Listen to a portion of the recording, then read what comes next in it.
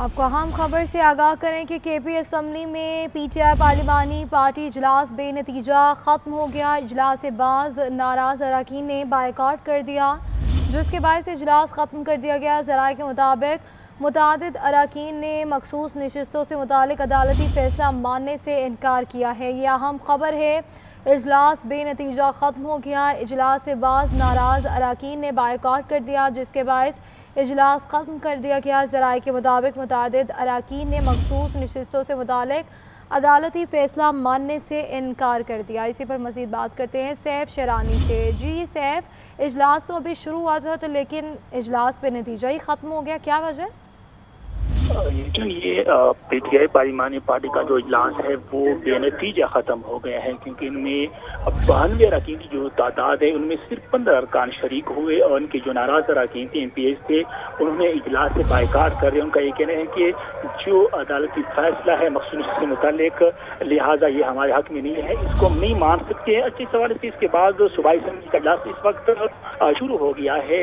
शुरू होते ही तो डायरेक्ट हुकूमती अरकान और इस वक्त है वो उनका ये कहना है कि इल्जाम है कि जो इजलास है जो आप लोगों की निशानदेही की है ये कानून के बरअक्स है। तो स्पीकर का ये कहना है कि आप लोग ये शिके बताए कि आया जो निशानदेही है कोरम की वो नहीं कर सकते। इस वक्त जो इजलास है उनमें कोरम की निशानदेही हुई और जो घंटी है वो जारी है। ताहम इस वक्त जो हलबरदारी है उन हवाले से जो अपोजिशन के अरकान है वो भी इस वक्त सरापा एहतजाज है। जी अच्छा सैफ शेरानी, ये भी बताएगा कि इजलास तो बेनतीजा ख़त्म हो गया, बायकॉट कर दिया है, क्या तहफ़्फ़ुज़ात हैं जो जिन अरकान ने ये इजलास बायकॉट किया है?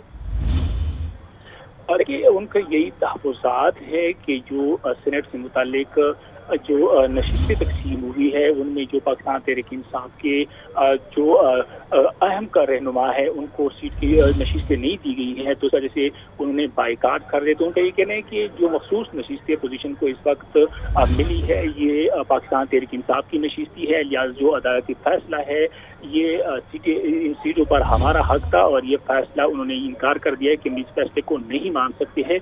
और इसके साथ साथ इजलास के बाद उन्होंने यही फैसला किया, जब हमारी हुकूमती अहम वजीर से बात हुई तो उन्होंने यही बताया कि हमने यह फैसला किया है कि असम्बली इजलास में हम कोरम की निशानदेही करेंगे। तो इस तरह इजलास शुरू होती है और जो हुकूमती रुकन है शेर अली उन्होंने कोरम की निशानदेही की। तो इस पर स्पीकर ने कहा कि आप दूसरे सीट से कोरम की निशानदेही नहीं कर सकते, अगर आपने निशानदेही तो आप अपनी नशीस पर जाकर आप कोरम की निशानदेही कर सकते। तो शेर अली जो है ना वो हुकूमती रुकन है वो अपनी ही नशीस से उन्होंने कोरम की निशानदेही। इस वक्त जो अपोजिशन अरकान है और उसके साथ जो मखसूस नशिस्त पर मुंतखब होने वाले जो खवातीन है वो इस वक्त स्पीकर डेस्क के सामने खड़े होकर एहतजाज कर रहे हैं और यही उनकी नारेबाजी है कि जो हमारे साथ हो रहा है ये सरासर जुल्म है, अदालती फैसला है और अदालत ने ये हमारे हक में फैसला दिया है कि जो 25 नशीस्तें हैं ये अपोजिशन जमातों को मिलेगी। तहम इस वक्त ये मनाजर भी आप देख सकते हैं, जो अपोजिशन खवातीन है और जो अरकान है वो स्पीकर डेस्क के सामने खड़े होकर नारेबाजी कर रहे हैं और इस वक्त उनकी जानिब से एहतजाज किया जा रहा है कि जो